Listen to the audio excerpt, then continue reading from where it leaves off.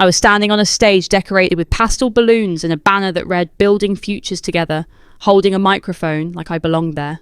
The gym smelled like coffee, donated pastries, and the faint chemical sweetness of floor cleaner. Parents filled the folding chairs, teachers lined the walls, and the principal smiled at me as if I were a success story he could point to. In my purse was a white envelope. Inside it was not a donation check. It was a police report. My mother sat in the front row, legs crossed, wearing a cream-coloured jacket I had never seen before. New. My father stood near the silent auction tables, shaking hands, laughing, telling anyone who would listen how proud he was of our family's commitment to the school. My sister hovered near the raffle booth, glowing, popular, adored. The Parker family. Reliable. Generous. Safe. I cleared my throat. The microphone amplified the sound. 50 conversations died at once. Before I tell you what happened next, I want you to understand how I got here. Because 3 weeks earlier, I still believed I was the lucky one. The responsible daughter. The one who held things together. 8 years ago, my parents called me on a Tuesday night. I had just been promoted. $62,000 a year. Benefits. My own cubicle. I remember sitting on my futon, laptop balanced on my knees, feeling like adulthood had finally cracked its door open for me. My mother cried softly into the phone. My father had lost his job. They were behind on the mortgage. Utilities overdue. Medication. Just temporary, she said. Just until things stabilised. I sent them $3,000 that night. I told myself that was what family did. 1 month became 2. 2 became 8 years. Every month brought a new emergency. Roof repairs. Medical tests. Car trouble. Dental work. The crises never ended, but I learned not to question them. Questioning felt cruel, ungrateful. I became very good at being helpful. I lived in a 300-square-foot studio. I ate ramen 4 nights a week. I turned down promotions that required relocation because I had a family situation. At work, I advised clients on financial discipline while my own savings account hovered below 4 digits. I told myself it was temporary. It always is until it is not. The first crack appeared in a photograph. My sister sent it casually. A birthday dinner for my mother at a restaurant I recognised instantly. White tablecloths. Gold-rimmed plates. $500 a plate. I zoomed in, more out of disbelief than suspicion. In the background, barely visible, was a receipt holder. Black leather. Slightly open. The name on the credit card was mine. I had never opened that card. Never authorised it. Never touched it. That night, I opened my credit report. Then another. Then another. 4 cards. A personal loan. $437,000 in debt. My hands shook as I scrolled. Charges for luxury travel. Designer stores. Event vendors. PTA sponsors. And suddenly, the banner above my head made a different kind of sense. Building futures together. I looked out at the crowd again. My parents smiled at me, proud and unsuspecting. I reached into my purse. The moment my fingers touched that envelope in my purse, I felt my heartbeat settle into something colder. Not calmer. Sharper. Like my body had finally decided tears were a luxury I could not afford. I did not pull it out yet. Not tonight. Tonight was not about drama. Tonight was about precision. I smiled at the crowd, thanked the principal for the invitation, and let the microphone rest against my palm like it weighed nothing. My mother's eyes shone with pride. My father's grin stretched wide. My sister Sienna lifted her phone as if she was filming a wholesome moment for her story. They loved moments. They lived off appearances. And for 8 years, I funded their appearances with my life. I finished my short speech. Something safe. Something about community and students and believing in public schools. The crowd clapped. People waved. A teacher in a red cardigan mouthed, "Thank you." I stepped off the stage and walked straight to the hallway outside the gym, where the noise dulled into a distant roar. My heels clicked against the tile. My hands were steady, but my stomach churned as if I had swallowed hot metal. James Chen was leaning against the vending machine, pretending to look at his phone. He worked in forensic accounting at my firm. He also had a kid in the district, which meant he understood 2 languages fluently, spreadsheets and parent politics. He looked up the second he saw me. His gaze went to my face, then to my purse, then back to my eyes. "You did not do it," he said quietly. "Not yet." His jaw flexed. "Good, because if you do it wrong, they will make you look unstable." I hated how true that was. My mother had spent my entire childhood perfecting the art of smiling while twisting a knife. If I got upset, I was dramatic. If I asked questions, I was ungrateful. If I stayed quiet, I was obedient. James pushed off the wall. "Walk me through what you found." We slipped into an empty classroom. The fluorescent lights hummed. Tiny chairs sat in neat rows. A poster of multiplication tables hung slightly crooked, like it had been bumped and never fixed. I set my purse on the teacher's desk and pulled out my phone. My credit monitoring app was still open. I showed him the alerts. Discover, Visa, MasterCard, American Express. A personal loan with a balance that made my throat tighten. $437,000. James did not gasp. He did not whisper, "Oh my God!" He just stared, then pulled a breath through his nose like he was smelling something rotten. "This is not a single incident," he said. "This is a system." "I know," I whispered. My voice sounded strange in that empty room. Small, like I was a child again, trying to convince an adult that something bad happened. James sat in the teacher's chair. It creaked under his weight. "What is the earliest open date?" 7 years ago, I said, scrolling. One card, then another, then another. "And payments?" I swallowed. "Minimum payments. Always on time." James's eyes narrowed. "That tells me they were managing the accounts?" They were not panicking. They were maintaining. The word hit harder than the debt. Maintaining, not surviving, not scrambling. Maintaining their lifestyle with careful discipline, the kind they never applied to anything except spending my future. I pulled up my bank app, the transfer history that had become a monthly ritual. $3,000 every month, like clockwork. I scrolled until my thumb cramped. "Look," I said, and my voice sharpened. "Every transfer. Same day, same amount." James stood and leaned over my shoulder. His cologne was faint, clean, professional. It made me think of offices and stability and people who did not eat ramen because their parents were one missed payment away. He spoke slowly. "You need to cross-reference that with the card statements. Charges within 1 week of your transfers. Payments leaving their account to cover minimums." I stared at him, because a part of me still wanted this to be messy. Emotional. A mistake. This was not a mistake. This was math. And math does not care about family. My phone buzzed. A text from my mother. "Honey, did you see the PTA sponsorship board? Your name looks so good up there. I am so proud of you. After this, we should talk about increasing your donation. The school needs us." My throat tightened so fast it felt like my airway narrowed. James watched my face change. "What?" I turned the screen to him. He read it once, then again. Then he exhaled, slow and controlled, the way he probably did before testifying in court. "They used your name publicly," he said. "That means they are confident you will not fight back. They are counting on shame. They are counting on your silence." I stared at the classroom window. The glass reflected my face, pale under fluorescent light. My eyes looked too bright, like my body was still trying to cry, even though my mind refused. "I cannot do this privately," I said. James nodded. "You can, but you need to win. That means documentation. That means a timeline. That means an evidence file so clean that no one can call you vindictive and survive the attempt." I opened my notes app and typed with thumbs that did not feel like mine. Date. Transfer. Claimed emergency. Fraudulent charge. Amount. Proof. A spreadsheet, but for my life. My phone buzzed again. Another message, this time from Sienna. "Do not embarrass Mum and Dad tonight. Just smile. Be normal." I read it twice. Then I felt something inside me crack, clean and final, like glass snapping along a perfect line. I looked at James. "Do you know what is worse than the debt?" He waited. "They have been using my name to buy respect," I said. "They have been wearing my identity like a costume." James's voice softened. "Then you take it back." My hands stopped shaking. Not because I held always, I felt better. Because my body finally understood the truth. If I did nothing, this would never stop. If I stayed the good daughter, I would die inside that role. I slipped the envelope deeper into my purse, as if hiding it from my own hesitation. Then I opened my voice memo app. When my mother called, I answered. "Hi, honey," she said, sweet and bright. "You were wonderful up there." I pressed the record button. "Mum," I said, and my voice came out steady. "I need you to explain the credit cards in my name." Silence. A long-loaded silence. Then she laughed, small and nervous, like I had told a joke that made her uncomfortable. "Oh, sweetheart," she said.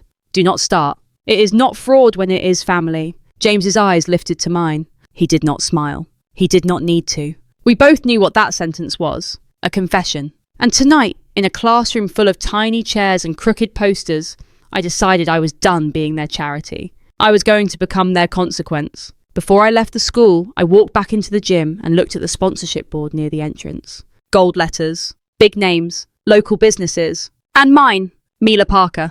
Right under it, in smaller print, was the email contact for donor receipts. It was not my email. It was my mother's. I took a photo, then another. Then I walked out into the cold night air with my purse heavy against my hip and my plan finally forming into something solid. Thanksgiving was not the only stage in this town. PTA loved a performance. So did my mother. I was going to give them one. And this time, I was bringing receipts. I did not sleep that night. I lay on my futon in my 300 square foot studio, staring at the ceiling where a water stain had spread like a slow bruise. The air conditioner rattled once, gave up, and left the room humid and stale. Outside, someone laughed in the courtyard. A car door slammed. Life continued for people who did not have to audit their own parents at 2 a.m. I set my laptop on the narrow counter that passed for a kitchen. My table was a folding card table from Target, wobbling on one bent leg. I opened a spreadsheet and named it something clinical. Parker Timeline. Because if I named it what it was, I would lose control. If I called it betrayal or theft or my family ruined me, I would collapse into a puddle of rage. Numbers were safer. I built 5 columns like James told me. Date of transfer. Amount. Emergency claim. Charges within 7 days. Evidence. Then I went to work, like I was at the office, except my hands kept pausing over the keyboard as if my body still expected my mother to call and tell me to stop. April, 8 years ago. First transfer. Mortgage behind, utilities overdue, dad medication. $3,000. Within 48 hours, a charge at a boutique downtown. Another at a steakhouse. $212 at a florist. My throat tightened. I kept going. May. Roof repair. Contractor deposit. Another $3,000. Within 3 days, spa package. Jewelry store. Airline ticket. Every month was the same rhythm. My mother's voice on the phone. Careful and fragile. My guilt rising like a tide. My transfer confirmation. Then, like clockwork, the life they actually lived. It was not chaos. It was choreography. At 3:30 in the morning, my phone lit up again. A text from my mother. Honey, do not forget to send the extra donation to PTA this week. They are counting on us. The principal mentioned you by name. My fingers went cold. I opened the email from the school that I had ignored earlier. The subject line read, "Thank you for your generous sponsorship." Attached was a receipt. Donor name, Mila J. Parker. Amount, $10,000 USD. Payment method, card ending in 4472. Email contact, Linda Parker. I stared until the letters blurred. $10,000. They were not just stealing my identity in private.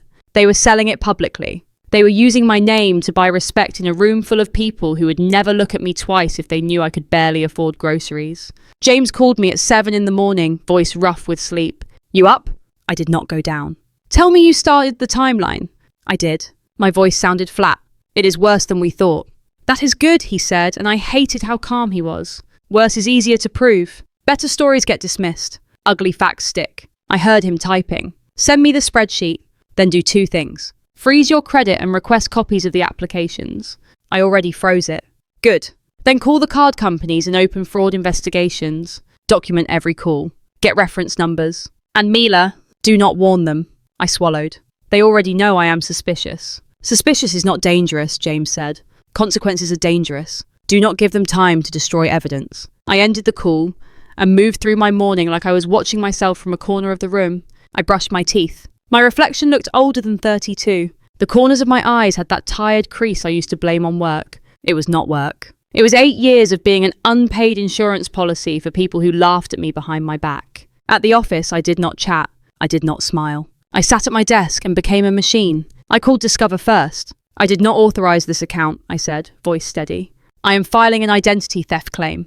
They asked verification questions. Social security number. Address history. Mother's maiden name. I answered all of it, hands clenched under my desk until my nails bit my palm. Fraud claim opened. Reference number given. Investigation timeline. Temporary freeze. They told me not to contact the suspected parties. I laughed once, sharp and humorless, and thanked them politely. Then Visa. Then MasterCard. Then American Express. Each call was the same. Each representative's tone shifted when they heard my calm certainty, like they had spoken to enough desperate victims to recognize a dangerous one. After lunch, I requested application copies, signatures, addresses, phone numbers. They had used my childhood address for one, my mother's phone number for another, my father's email for a third. They were not even careful, because they never believed I would fight back. At 4, Detective Sarah Morrison called me back from the Financial Crimes Unit. Her voice was low and steady, like she had been carrying other people's disasters all day. Ms. Parker, she said, I reviewed your initial report. Your documentation is unusually thorough. That is my job, I said. Good. Then you will understand what I am about to tell you. This is not just family theft. This is identity fraud across multiple institutions. Credit card fraud, wire fraud, forgery. The district fundraiser angle adds another layer because your name was used for public sponsorship receipts. My stomach twisted. Can you stop them from making new charges? I already flagged the accounts you reported, Morrison said. But if they still have physical cards, they may try. The banks will likely decline new charges as investigations proceed. Still, we need one more thing from you. What? Confirmation that you want to pursue charges. The question landed heavy. In my mind, I saw my mother's smile at the fundraiser, my father's handshake, my sister's phone held up like a spotlight. Then I saw the futon that never unfolded right, the ramen cups in my trash, the promotion email I had deleted because I could not move away. They already pursued, I said quietly. For 8 years. There was a pause, not hesitation. Respect. All right, Morrison said. I will prepare the warrant request and the official case file. You will receive copies with the case number. This becomes public record. I know. Mila, Morrison said. And the way she said my name made my throat tighten. In family cases, victims often back out. They get pressured. They get guilted. They get threatened. You need a plan for contact. I do, I said, and my voice turned cold. I am done being reachable. When the call ended, I stared at the empty space above my desk where my co-workers pinned photos of vacations. My wall was blank. My phone buzzed again. Sienna, Mum is upset. She says you were weird last night. You need to apologise. Also, PTA asked if you can increase your sponsorship. You look good for the school. I read it twice. Then I replied with one sentence. I will bring something special to the fundraiser. 3 dots appeared, then vanished, then appeared again. Her response came 5 minutes later. Do not do anything stupid. I did not answer. That evening, I stopped at Target on the way home. I walked past the clearance racks, past the home decor I used to pretend I did not want, and picked one outfit. Black dress, simple, clean lines, nothing flashy, $40. I stood in the fitting room, stared at myself in the mirror, and saw someone who looked like she belonged in court. Back at my studio, I printed everything. The sponsorship receipt with my mother's email, the credit report pages showing the accounts, the fraud claim reference numbers, the spreadsheet timeline with the pattern highlighted in yellow. And then, finally, I opened the email sent. Detective Morrison sent. Attached was a PDF labelled Case File Summary. I clicked it. My eyes locked on the header. Case number 2026 FC. The exact digits did not matter yet. What mattered was that my name was no longer just a donor on a board. It was the name of a victim in a criminal investigation. I slid the printed case summary into a white envelope. Then I placed that envelope inside my purse, under my wallet, like a weapon I did not plan to touch until the right moment, because the fundraiser was in 5 days. 5 days for my family to smile, brag, and soak up applause for generosity they did not earn. 5 days for me to become invisible in plain sight. 5 days to set the trap. And on the night they stood under bright lights, basking in a room full of people they wanted to impress, I was going to pull my stolen name out of their hand. I was going to show everyone exactly what my parents had done to buy their halo, and I was going to do it without raising my voice. The night of the fundraiser arrived with the kind of cold that made everything feel sharper. The school gym had been transformed into something almost elegant. String lights draped from basketball hoops. White tablecloths covered folding tables. A projector hummed softly at the front, looping slides of smiling children and bold numbers climbing higher with each donation. I arrived 10 minutes early, not because I was eager, because I wanted to watch. My parents were already there. My mother stood near the entrance, greeting people like a practiced hostess. Her laugh carried easily, bright and familiar.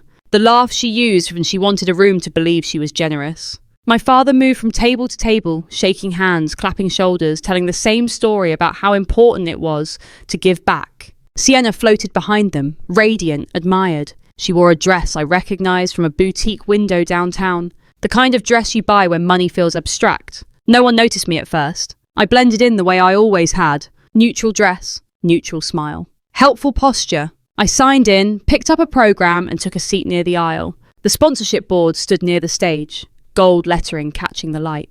Mila Parker, still there, still being used. The principal took the microphone first. He thanked the sponsors. Applause rippled through the room. He gestured toward the board. And a special thank you to one of our most generous supporters, he said. Mila Parker, for her outstanding commitment to our school community. The applause was louder this time. My mother turned toward me, beaming. I stood and smiled. I waved politely. The room approved. Heads nodded. Phones came out. I felt something inside me lock into place. The principal continued. Mila has graciously agreed to say a few words. Of course she had. I walked to the stage with measured steps. Each one felt deliberate, like a countdown. The microphone was warm when I took it, faintly damp from the last speaker. I looked out at the room. Parents, teachers, donors, people who trusted what they saw. My name is Mila Parker, I said, my voice calm, clear.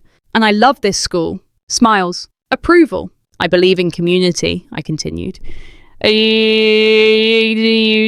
believe in sacrifice. And I believe that children deserve honesty from the adults who claim to support them. A few heads tilted. For years, I said, I was taught that helping family meant staying quiet.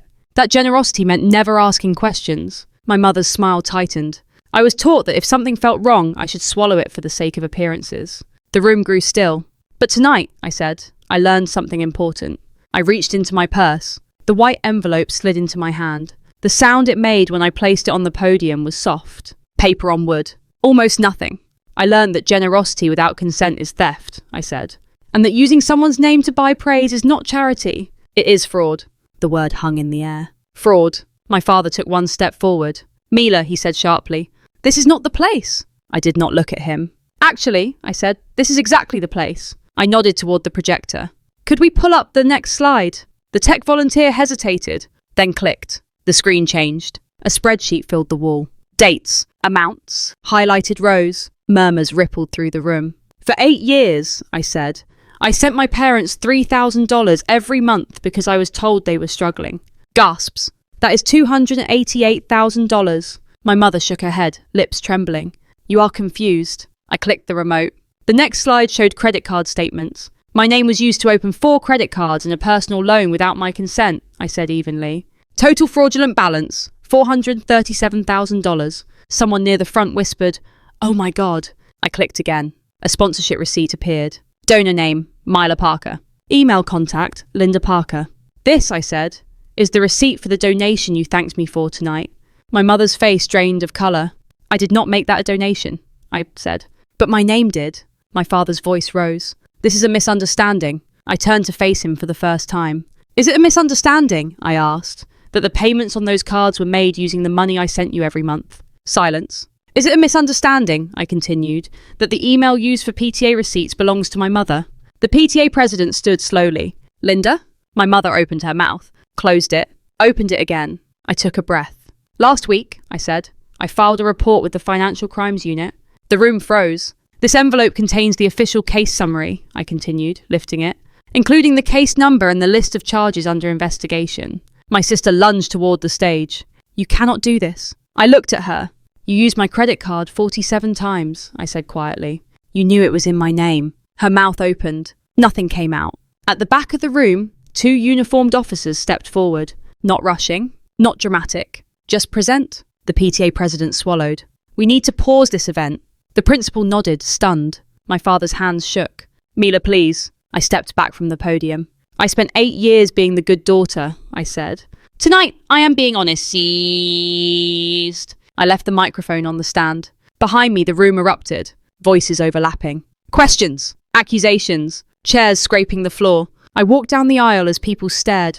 Some in shock, some in dawning understanding. At the door, I turned once more. My mother stood in the centre of the room, exposed. No smile. No audience. For the first time, she had no stage. I walked out into the cold night air and breathed. For the first time in years, the air felt clean. The fallout did not arrive all at once. It came in waves. The morning after the fundraiser, my phone vibrated itself across the nightstand before sunrise. Missed calls. Texts. Voicemails stacked like evidence. I did not listen to any of them. I forwarded everything to a folder I labelled legal and made coffee in silence. By 9 a.m, the school district had issued a statement. The fundraiser was suspended pending investigation. All donations attributed to my name were frozen. The PTA president emailed me directly, her tone careful, apologetic, professional. She thanked me for my courage and asked for copies of my documentation.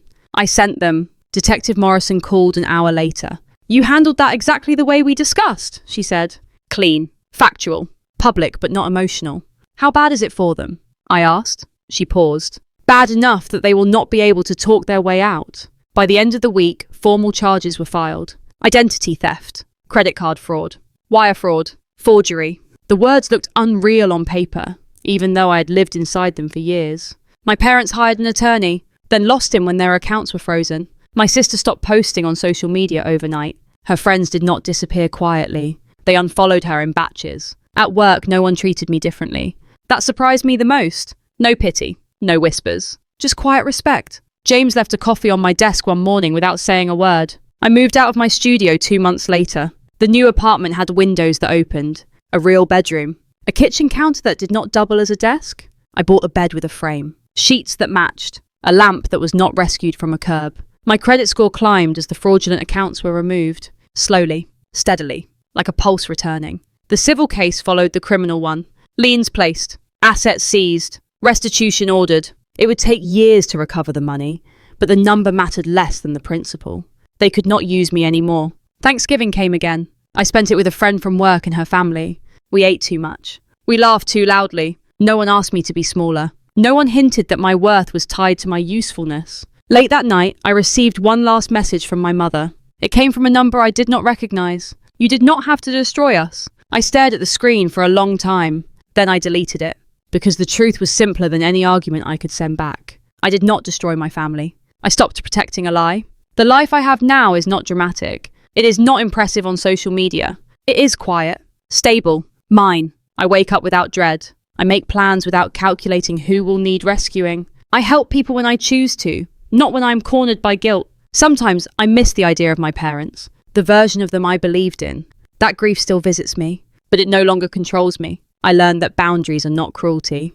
They are survival. And if you are listening to this and recognizing pieces of yourself, hear me clearly. Love does not require your silence. Family does not get a free pass to ruin you. And generosity without consent is just theft with better lighting. I was a good daughter by their definition for 8 years. Now I am something better by mine. Honest, whole, free. And for the first time in my life, that is enough.